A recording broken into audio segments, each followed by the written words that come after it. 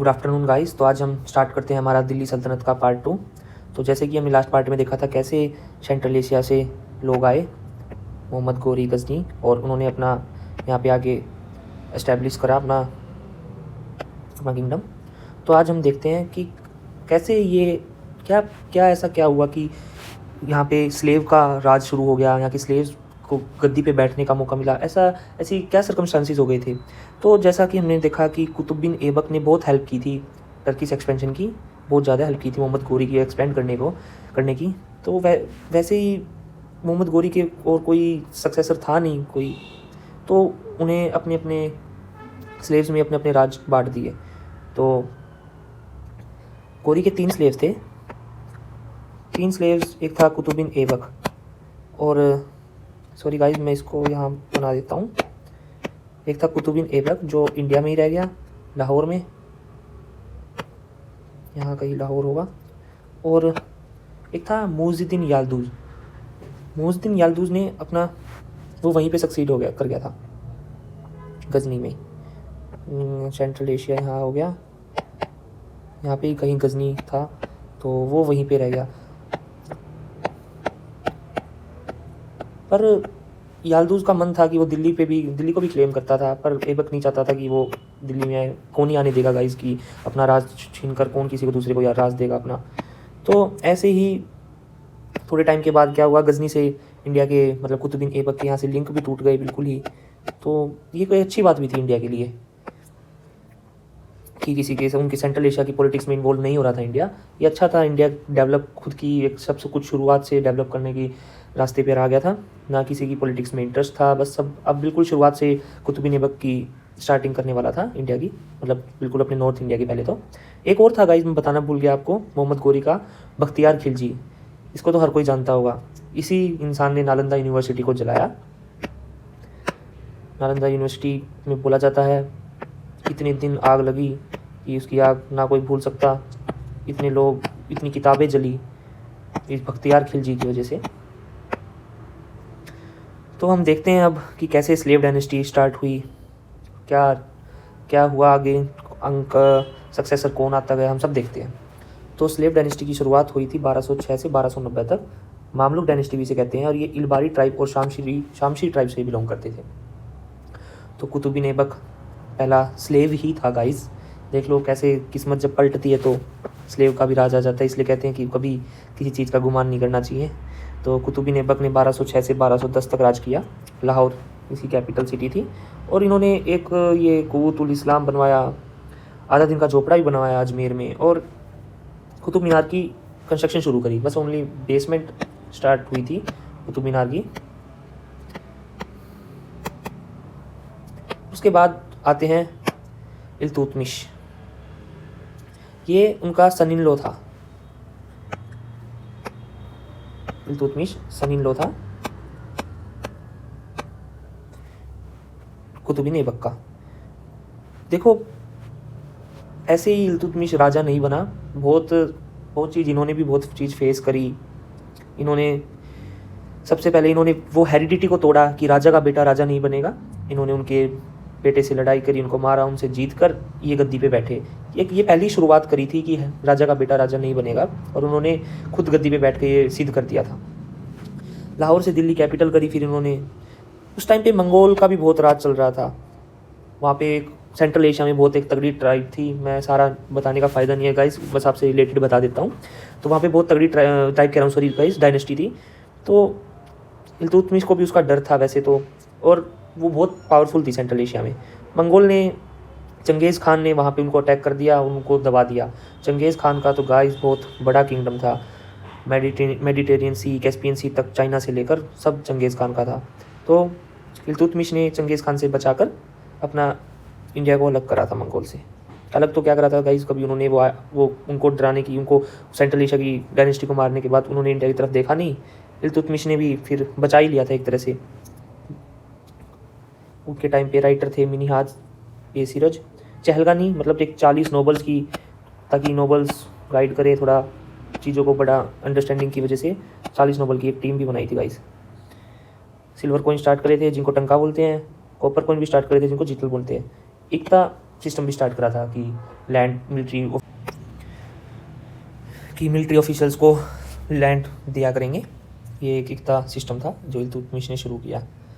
उसके बाद आ जाती है, देखो इल्तुतमिश के बाद ना उसको बहुत डर था कि उसके जितने भी सर्वाइविंग सन थे वो इतने डिज़र्व नहीं करते थे, कि नहीं उनको दिख रहा था इल्तुतमिश की कि राज अब किसको सक्सेसर बनाया जाए।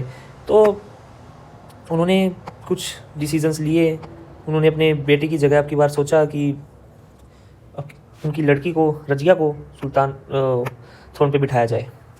इल्तुतमिश की डॉटर थी रजिया, 3 साल ही कुछ इन्होंने राज किया था ऑफिशियली, तो 1236 से 1239 तक।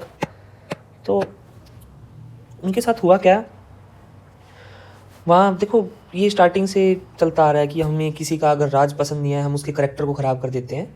जैसे आज भी चलता आ रहा है, हम किसी के भी पॉलिटिशियंस के पहले करैक्टर को ख़राब करके उनको, यही एक तरीका था शुरू से चलता है लोगों के करैक्टर को ख़राब करके उनको गिराने का।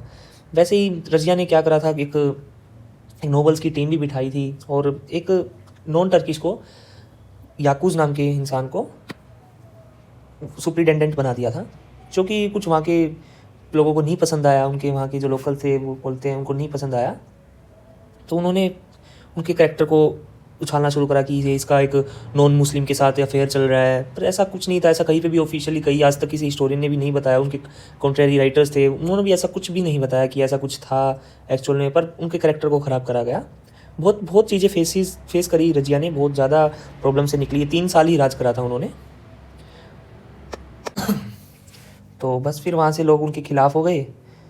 याकूत और रजिया ने मतलब काफ़ी वो भी उनके साथ रिवोल्ट भी करा, पर फिर गवर्नर के ख़िलाफ़ भी करा अल्तूनिया।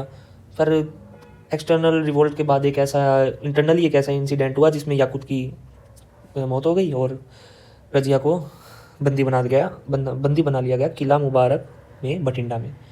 बाद में देखो थी तो शुरू से ही उसमें राजाए वाली चीज़ें, तरीके सब पता थे। इतना दिमाग लगाकर उन्होंने पूरी ज़िंदगी एक जेल में निकालने से बेहतर समझा कि वो गवर्नर से शादी कर ले। उन्होंने गवर्नर से शादी करके बाहर फिर से बैठ गई गद्दी पे। और अनफॉर्चुनेटली 1240 में किसी ट्राइब की कॉन्स्पिरेसी करके उन्हें मार दिया गया। हरियाणा के पास ही उनको मारा गया था। और फिर आती है कहानी बलबंत की।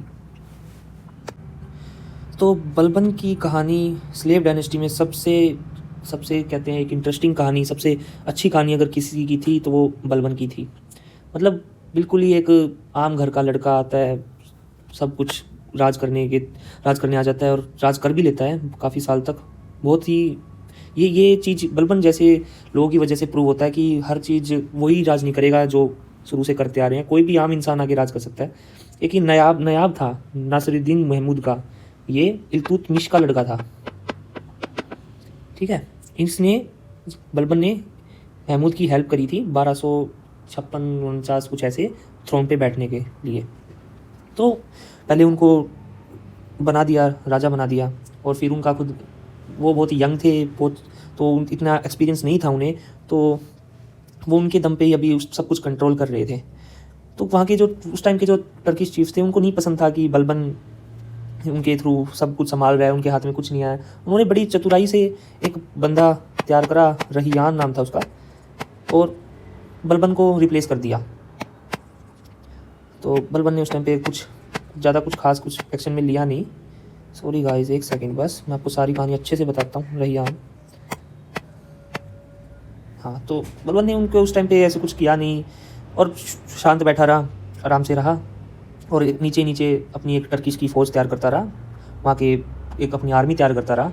और मौका लगते ही टर्किश के चीफ्स को, जितना भी उनको ग्रुप था, और उनको जवाब दे दिया और फिर से अपनी उसी गद्दी पे बैठ गया और सब कुछ संभालने लग गया।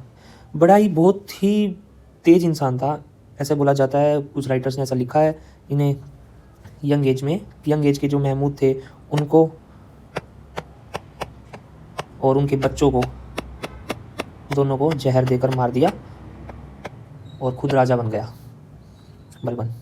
तब कहानी शुरू होती है बलबन की 1266 में। बाहुद्दीन इसका असली नाम था।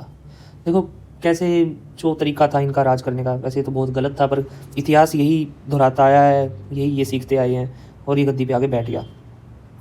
बोला जाता है कि ये कोर्ट में इसने वाइन पीना या और भी कोई नशे करना बिल्कुल बंद कर दिए थे, ताकि सीरियस हमेशा एक ये हंसता भी नहीं था कोर्ट के टाइम पर, इतना सीरियस रहता था ताकि लोगों को पता लगे कि सीरियस राजा है।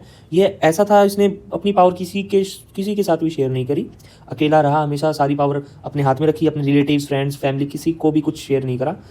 इसने डिपार्टमेंट भी एस्टेब्लिश करे थे आर्मी के, उसमें अपने स्पाइस भी छोड़ रखे थे ताकि उनको और इंटरनल न्यूज़ भी पता चलती रहेगा, इन्फॉर्मेशन पता चलती रहे। बहुत ही तेज़ इंसान था, बहुत ज़्यादा तेज़ इंसान था ये। चालीसा जो उसने स्टार्ट करा था ऐबक ने, वो भी इसको तोड़ दिया। और सॉरी गाइस, एक सेकेंड, चालीसा, हाँ इल्तुतमिश ने शुरू करा था, सॉरी गाइस, वो भी इसने तोड़ दिया। वो जो नोबल्स का तरीका था, क्योंकि ये चाहता ही नहीं था कि अपनी पावर किसी और के साथ शेयर करे, किसी की एडवाइस ले, सारे डिसीजन, सारा सब कुछ सरकार, सारी गवर्नमेंट खुद से चला रहा था। खुद को इसने जिले लाइफ भी घोषित कर दिया था, टाइटल ले लिया था। और ये नोबल्स में और खुद में डिफरेंस रखने के लिए इसने सिजदा और पाइबोस, ये 2 प्रथा शुरू करी। मतलब इसमें क्या था, ये राजा के किसिंग ऑफ फीट और ले डाउन उस पर ज़मीन पर लेट के किसिंग ऑफ फीट ऐसे करें, ताकि लोगों को नोबल्स में और मोनार्क में डिफरेंस का पता लगे। ये बिल्कुल अलग दिखने के कारण इसने ये दोनों चीज़ स्टार्ट करी थी। बहुत ही इसने ब्लड एंड आयरन पॉलिसी भी इसने स्टार्ट करी थी। और नवरोज, पारसियों का न्यू ईयर, ये भी इन्होंने शुरू करा था। और ऐसे करके लास्ट में इनकी 1286-87 इस टाइम पे इनकी डेथ हो गई थी। बहुत ही क्रूअल था, बहुत ज़्यादा खुद ही डिसीजन मेकर था, किसी को ऐड नहीं करना चाहता था। लास्ट रूलर था काइकाबाद स्लेव डायनेस्टी का। और ऐसे करके स्लेव डायनेस्टी खत्म हो जाती है 1290 में।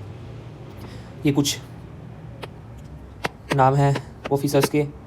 वजीर, जिसको प्राइम मिनिस्टर बोला जाता था, और अमीर जो कलेक्टेड रेवेन्यू था, अमीर गवर्नर, ये गाइस याद कर लेना, incharge of department except finance. और मुफ्ती जो इक्ता को होल्ड करता था, सॉरी गाइस, इक्ता को होल्ड करता था, इक्तादार भी कहते थे इनको हम, इक्तादार। गाइस राइटिंग के लिए प्लीज़ माफ़ करना। Okay guys, thank you so much. अगले लेक्चर्स के लिए कमेंट करें, सब्सक्राइब करें और बताइए कि आपको किस टॉपिक के ऊपर अगला लेक्चर चाहिए। Thank you guys.